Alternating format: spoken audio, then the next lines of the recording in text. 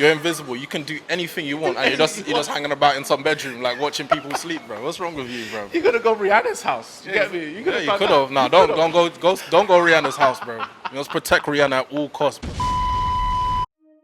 Welcome to Agents of Screen, the first and only place to come to for movie reviews live at the cinema. We've just finished watching The Invisible Man.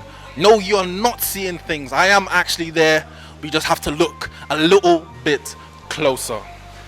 You know that tech there? You know them techs there, fam? Okay, so straight off the bat, first impressions. You know, horror films, they're really hit and miss. Yeah. It's kind of like if you're fighting against Floyd Mayweather. You get a lot being thrown out, but maybe 1 out of 20 might land. And I think this horror film here is one of those that landed. I really enjoyed this film. Okay. What about yourself? Yeah, I mean, I enjoyed the film. I didn't know what to expect because if we're looking at the old Invisible Man, it's like kind of like potion-y, like, you know, like science and stuff in that sense. But this was a bit more clearly modern, a realistic take on what an invisible man will be like. I'm not a massive fan of horrors, and I didn't even consider this. I didn't even think this was a horror, I guess, but the tone was. And I thought maybe it was consider the Invisible Man a monster. Yeah. For some reason, I mean, I guess I considered it a thriller, but I guess this is a horror because of the tones. Like definitely. It was a bit, you know.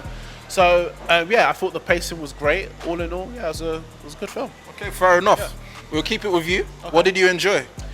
I do enjoy Elizabeth Moss because I do like her in Mad Men. I thought she played her character very well in terms of like this broken wing, if you want to call it that. This like, yeah, this troubled female. Like even the opening of the movie is very unsettling, and I guess it can reflect on some women's lives, like the reality that some of them live in this sense. And I don't really want to spoil it that far, but I would say this movie is like a cross between Sleeping with the Enemy with Julia Roberts and I guess a mashup of the original Invisible Man. So it's kind of like. You say the original, you mean like Hollow Man, or you mean like the Invisible Man?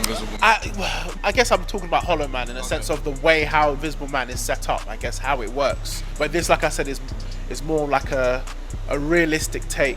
Well, I would agree with you. I thought Elizabeth Moss, who was the main actress in this film, I thought she'd done an excellent job throughout her career, and in this film she has a wide range of like acting ability. So I really enjoyed her in this film.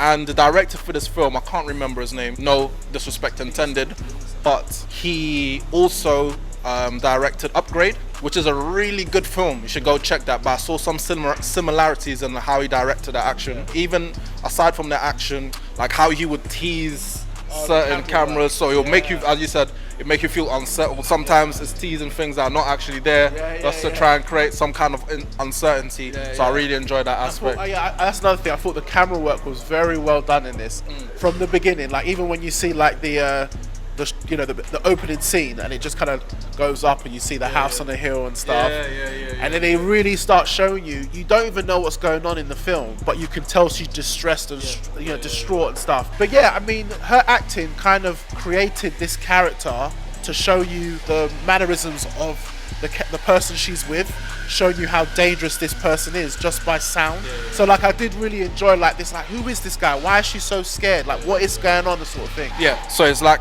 she's kind of like she's telling you the story without telling you the story.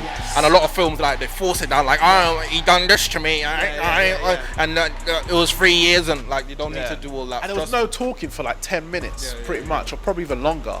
And that is just painting a picture about how gruesome this person is, or how deadly this, So yeah, I thought very well done intro, and very, very good acting, I'd say. Something else that I enjoyed was, sometimes films can be quite predictable, but I enjoyed like certain twists and scenes. They were quite like surprising. They were quite shocking. It's like, oh shit! You wasn't really expecting that. So whenever a film, whatever the genre, can do that, I can always appreciate it. And I guess especially when you watch a movie like Invisible Man, you kind of know what's going to happen. That invisible person always tends to play like some sort of psychotic, stalkerish weirdo. Do you know what I mean? Like I would have thought he would use his powers for more cooler things. Do you know what I mean? Like I don't want to say hiding in people's closets or anything like that, watching them change. I'm saying more like he's just using his power to taunt people and make people feel uneasy and stuff. When you could go on a plane or something, go to the Bahamas. Do you know what I mean? Someone's sitting on a seat or about to sit on a seat. You move, like you would have done something better with what you were doing. But anyway, because, Yeah, he's loopy. Yeah, so he used it for his own, you know, I'm mentality. thinking like, you're invisible. You can do anything you want, and you're just hanging about in some bedroom, like watching people sleep, bro. What's wrong with you, bro? You could have gone Rihanna's house. You get me? You could Yeah, have. you could have. Nah, don't go Rihanna's house, bro. You must protect Rihanna at all costs, bro. We don't endorse that. You could go someone else's house though. Go Nicki Minaj's house or something. Also, the thing I did like as well is I liked the slow reveal, how you are introduced to the Invisible Man. Like some of the scenes that I thought that were pretty cool, where like she's fighting him, but she's obviously, I guess, I don't know how they did that scene. I was wondering that as well. I'm guessing they actually did have someone attacking her or acting like they're attacking her, and then just exactly, because it looked too well done. To be just doing that on your own, like.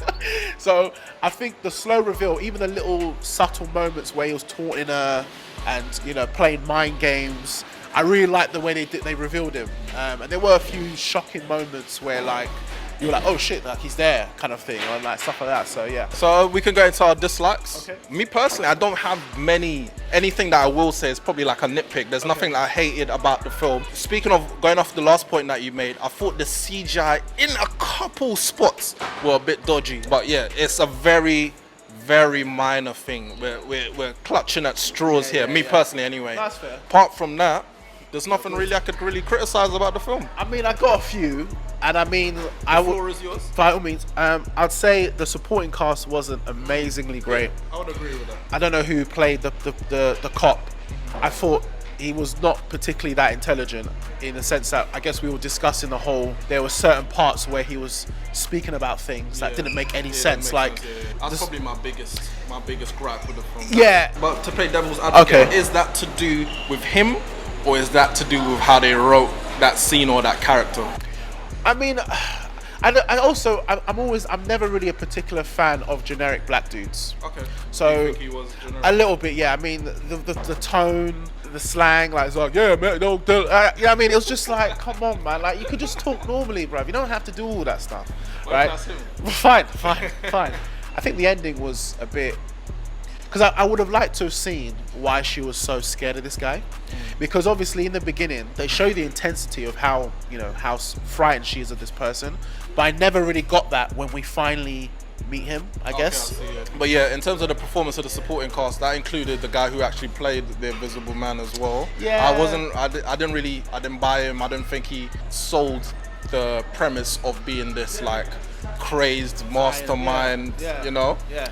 So that's the only thing really. And I mean, they didn't even show much about his. I know he's some tech guy or some entrepreneur tech guy, but I would have liked to have seen some backstory on this guy, as in like, you know, whose family was or why he's so like psychotic, or, you know, maybe you might have seen something in his past to make it go, okay, that's why he's a bit mad or whatever. But I mean, they don't have to. Yeah, I didn't really need that personally. But I would have liked to have maybe, if you see his mother or something, you see she's a cokehead, I would have gone, okay, that's why he's a bit like out of his space. But anyway, doesn't matter. Ready to get into scores? By all means, yeah. So, what is your score for Invisible Man out of 10?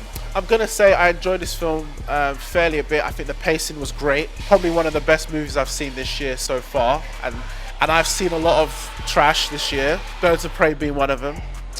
So I will say, oh, you know what? I didn't know what I'd give this film in the beginning, but I think now, I think I'm gonna give it a solid 8. You know? Yeah, 8. Yeah.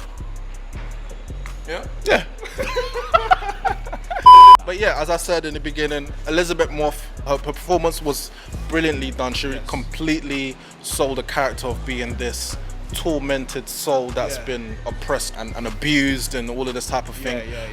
Completely. So well done to her. She doesn't let me down, man. She's a really good actor. Yeah, she's a really good actress. Remember? Yeah. No, actor. They want to be actors, not actresses. Okay. Not actors. I don't know what the offensive term is. It might be offensive to call them actresses now. No, it is. So you have to call them actors. Fair enough. Yeah. That's probably why they say we hated Birds of Prey as well. Because we're men, innit? Well. But yeah, direction was outstanding. The intensity that they created, great jumps, great modernization of a old character. Invisible Man is a very old character, so great modernization of modern take on a classic story. Sense. Yeah, and it makes sense when you see it. Yeah. So I will also,